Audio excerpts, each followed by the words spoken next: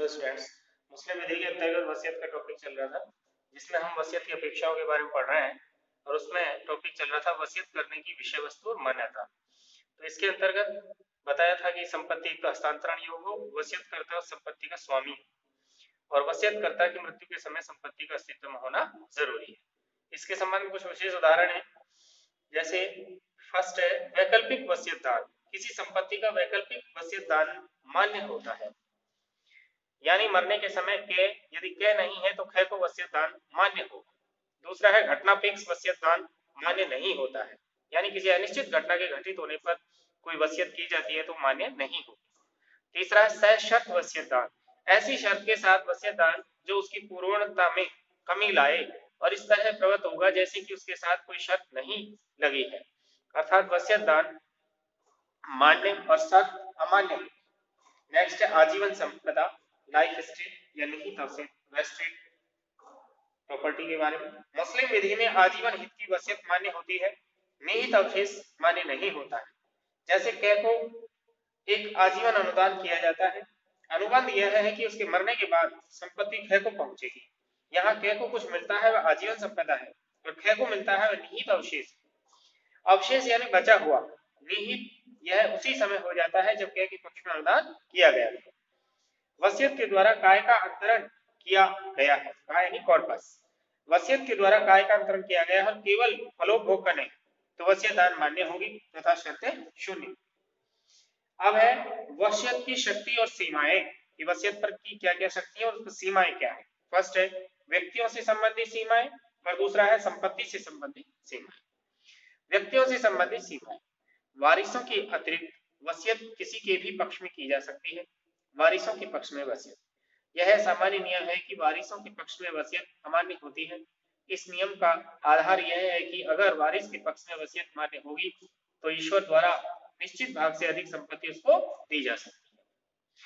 हजरुन्निसा बनाम रोशन जहां इस बात में निर्धारण किया गया है कि मुस्लिम विधि की नीति यह है कि वसीयतकर्ता को वारिसों के न्यागमन के क्रम में हस्तक्षेप करने से रोका जाए।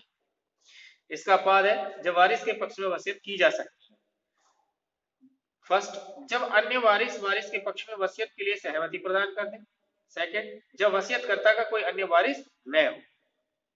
शिया विधि के अंतर्गत संपत्ति के 1/3 भाग तक वसीयत न केवल अपरिचित को बल्कि वारिस को भी मान्य होती है। तो शिया विधि के अंतर्गत 1/3 से ज्यादा प्रॉपर्टी वसीयत की जा सकती है। अब है वारिस कौन? जो व्यक्ति वसीयतकर्ता की मृत्यु के समय वारिस है उसे वारिस समझा जाएगा, अन्यथा नहीं। सहमति कब दी जाए? सुन्नी विधि के अंतर्गत सहमति वसीयतकर्ता के मरने के बाद देना जरूरी है। उसके जीवन काल में की गई वसीयत सहमति का विधिक प्रभाव नहीं होता है। जबकि शिया विधि के अंतर्गत सहमति चाहे उत्तराधिकारियों के मरने से पहले दी जाए चाहे उसके बाद प्रभावी होती है। अब सहमति कैसे दी जाए? सहमति अभिव्यक्त के विवक्षित हो सकती है, जैसे वसीयतदार द्वारा दीर्घकाल तक लाभ प्राप्त करना लेकिन कोई आपत्ति न किया जाना। वारिस यदि अव्यस्त है तो संरक्षक की सहमति अमान्य होगी। सहमति देने वाला वारिस व्यस्त व्यवस्थित होना चाहिए। दिवालिया वारिस द्वारा दी गई सम्मति मान्य होती है।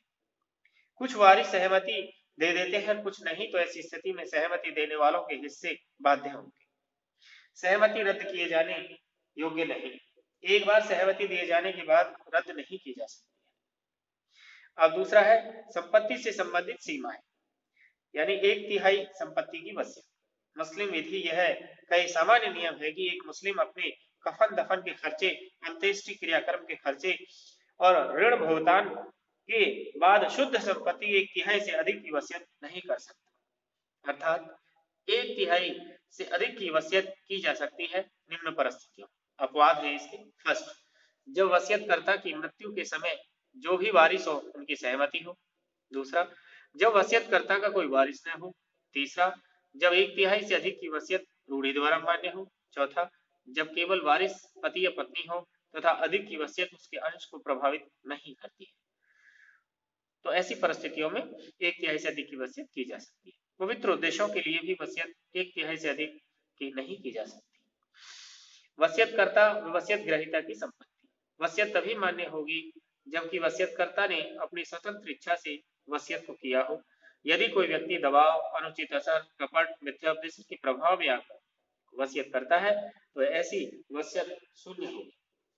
वसीयत ग्रहीता द्वारा वसीयत की गई संपत्ति को स्वीकार करने के बाद ही वसीयत मान्य होगी। वसीयतकर्ता के मरने पर वसीयत के प्रति स्वीकृति आवश्यक है।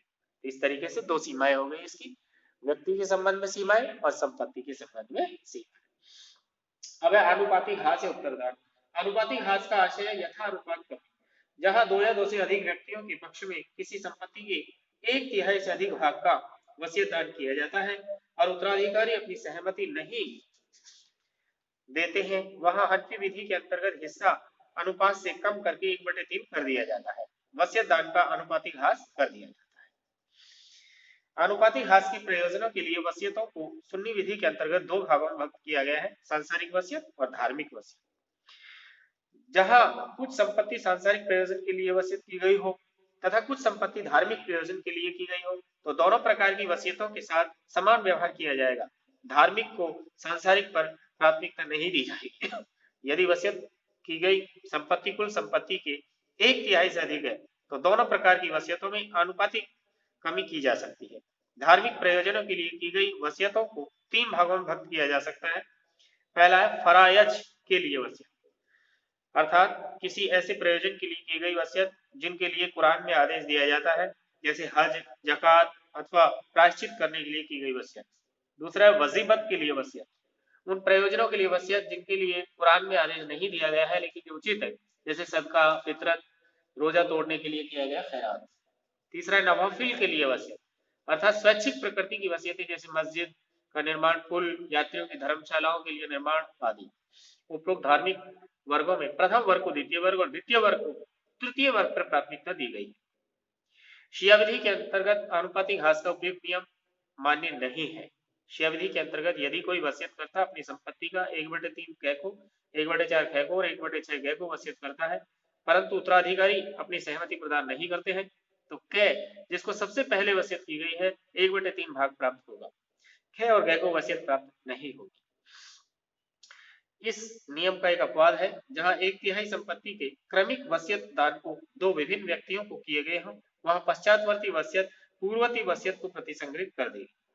जैसे एक वसीयतकर्ता पहले कै के पक्ष में अपनी संपत्ति के 1/3 हिस्से को वसीयत करता है और बाद में वह 1/3 हिस्से की वसीयत कै के पक्ष में करता है।